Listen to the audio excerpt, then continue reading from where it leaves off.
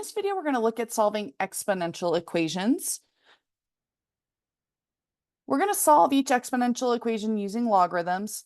We're going to round our answer to the nearest thousandth if necessary. So we will end up actually having an answer in exact form and an approximation using a decimal. When it comes to solving exponential equations, we have to undo an exponential using a logarithm. Now, the choice of the logarithm that you use, you could use a common log base 10 or a natural log base e, but typically we stick to one of those because we have those calculator functions built in. So we can find the natural log of 4, we can find log of 15. If you have a harder time finding log base 8 of 5, some technology will do that, but we're going to operate using in these examples, I'm going to use the natural log for most examples. Just out of habit, I pick one. Now, there are certain situations where you might opt for log base 10, and that's if the base of your exponential is 10, because then you're going to be able to use those inverse properties of logarithms. But generally speaking, even if you use a natural log, it will work, even if it does have a base of 10. So 8 to the x equals 21. To isolate that exponent, we're going to take the natural log of both sides. When we do that, the natural log of 8 to the x, we can bring that exponent down as a coefficient by the power rule. So this is x times the natural log of 8 equals the natural log of 21. And now to solve for x, we're just going to divide both sides by the natural log of 8.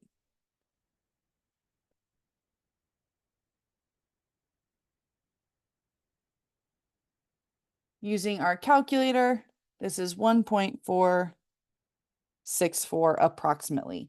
So here's our exact answer, the natural log of 21 divided by the natural log of 8. Here's our approximation. Be very wary about those properties we were just practicing in our previous video.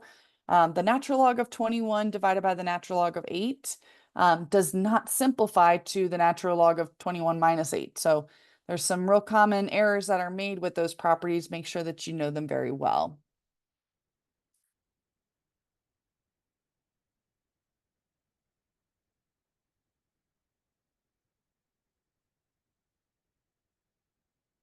Five to the power 2x minus 3 equals 8 to the power of x plus 1. Again, we're going to start by taking the natural log of both sides.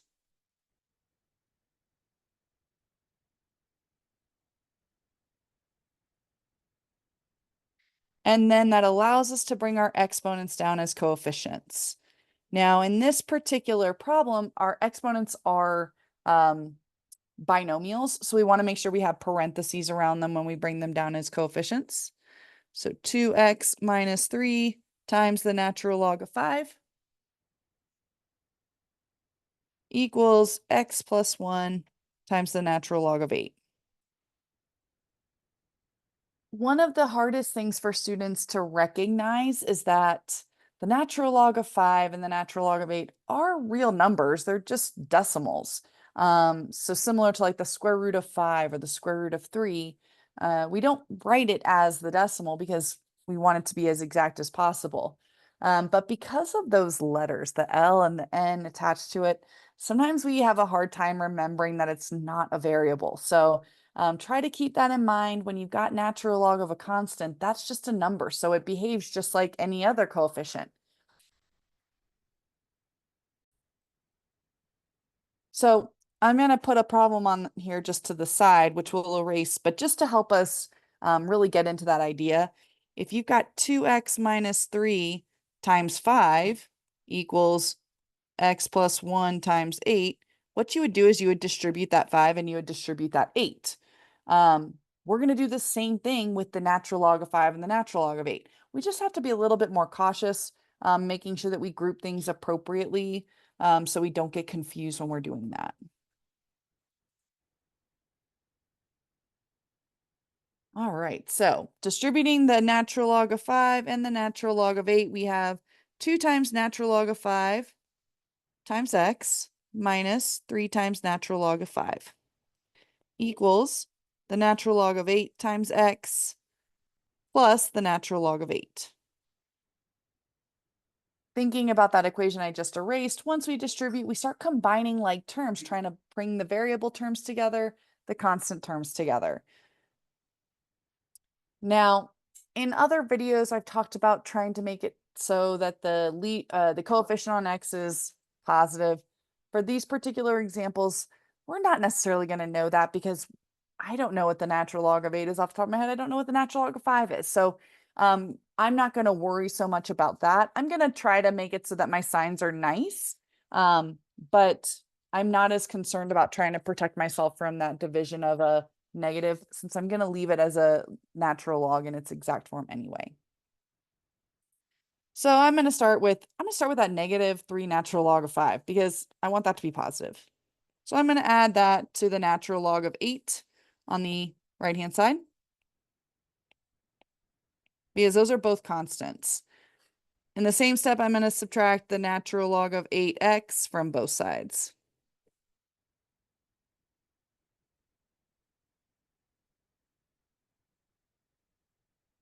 Those sum to 0, those sum to 0. On the left-hand side, I've got 2 natural log of 5 times x minus the natural log of 8 times x.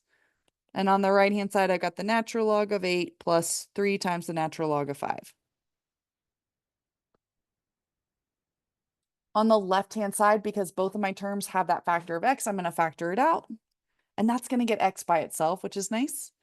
So x times 2 natural log of 5 minus the natural log of 8 equals natural log of 8 plus 3 natural log of 5. And now to get x by itself, we'll divide both sides by 2 natural log of 5 minus natural log of 8.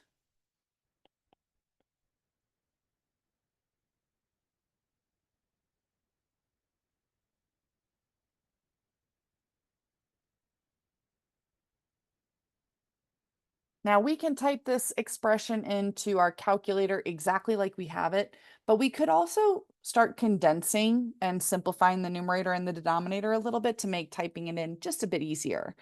So in the numerator, because I've got 2 natural logs being added, I can condense using addition, or I'm sorry, multiplication. I'm also going to take that 3 and raise it to make it an exponent. So this becomes the natural log of 8 times 5 cubed. Which I'll simplify in another moment, but try not to do too many things at one time.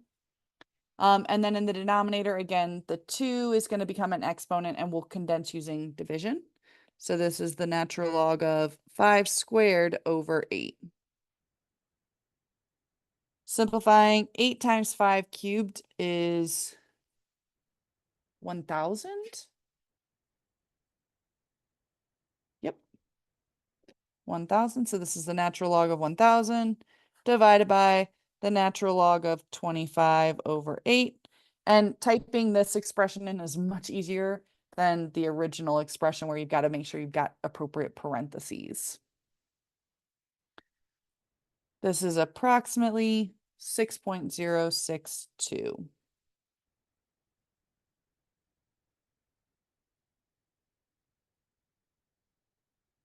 E to the x equals 50.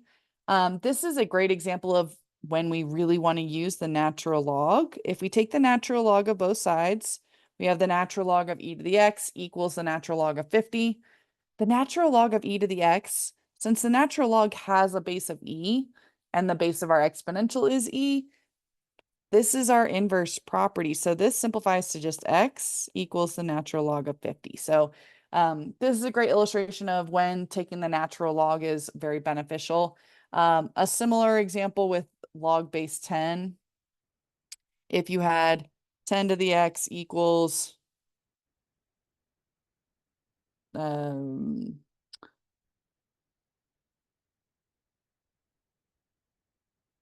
just say 10 to the x equals 15.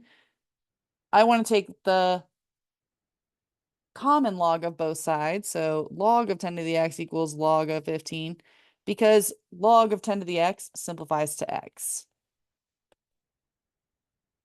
So this is reinforcing that idea at the beginning that I was talking about, where typically And in all these examples, I'm using natural log, but you really want to use natural log or the common log because of the calculator functions.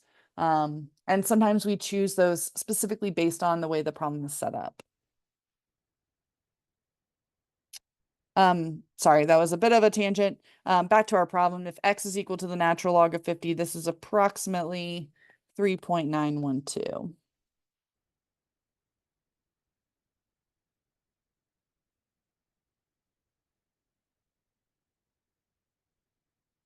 E to the 4x times e to the x minus 1 equals 5e.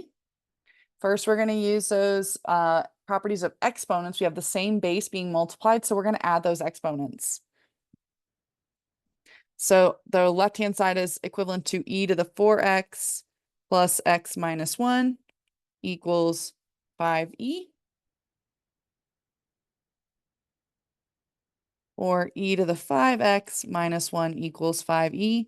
And we're going to take the natural log of both sides.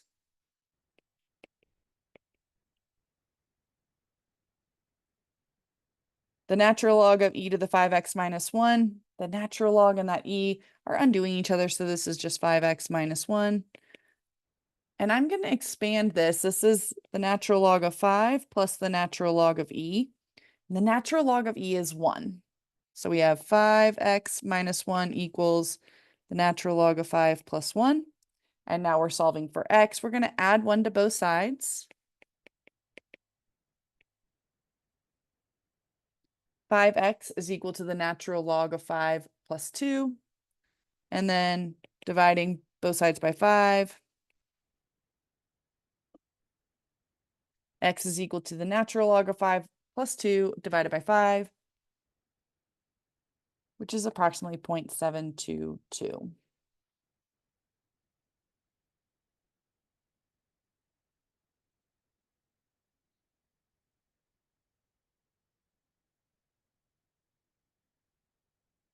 E to the 2x minus 6e to the x plus 5 equals 0. Here's one of those that maybe you look at it and you're like, that looks familiar. This is in quadratic form, so we're going to use that u substitution. So we're going to start by letting u equal e to the x. And we're going to substitute that into our equation. So we have u squared minus 6u plus 5 equals 0.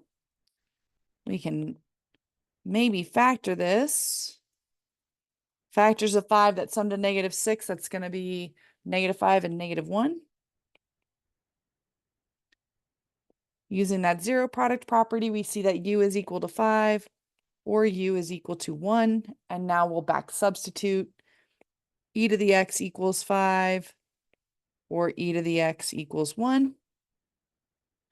Take the natural log of both sides when solving these equations. So the natural log of e to the x equals the natural log of 5. The natural log of e to the x simplifies to just x equals the natural log of 5. We'll do the same for our second equation. Natural log of e to the x equals the natural log of 1. Natural log of e to the x simplifies to x, and the natural log of 1 is 0, because anything raised to the power of 0 is equal to 1.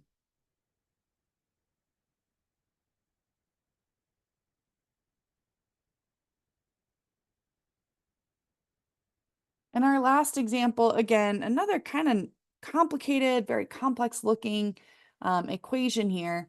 But I want to point out that both of these expressions, both of these terms, the terms are separated by plus or minus, in the numerator have a factor of e to the 5x minus 2. So we're going to factor that out.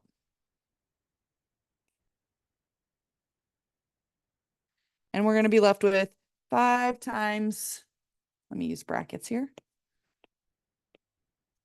In the first term, we've got 5 times 4x plus 1, and then minus 4 from that second term.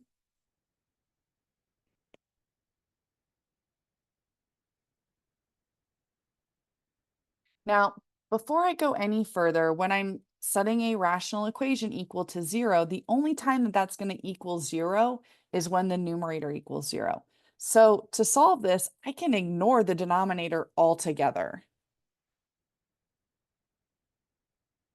So I'm solving e to the 5x minus 2 times, distributing the 5, we've got 20x plus 5 minus 4 equals 0. Simplify a little bit further. E to the 5x minus 2 times 20x plus 1 equals 0. And now we apply that zero product property where we're going to set each of those factors equal to 0. E to the 5x minus 2 equals 0, or 20x plus 1 equals 0. If you recall from the video on exponential functions, the range of these functions is going to be positive, or all positive real numbers, as long as the base or the lead coefficient is 1. So, or positive, yikes.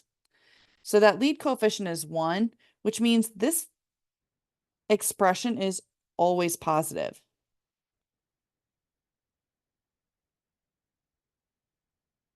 So this first equation has no solution. If e to the 5x minus 2 is always positive, that means it's never going to equal 0. There's no solutions from that first term. Solving the second equation, we're going to subtract 1. So 20x equals negative 1. X is equal to negative 1 over 20.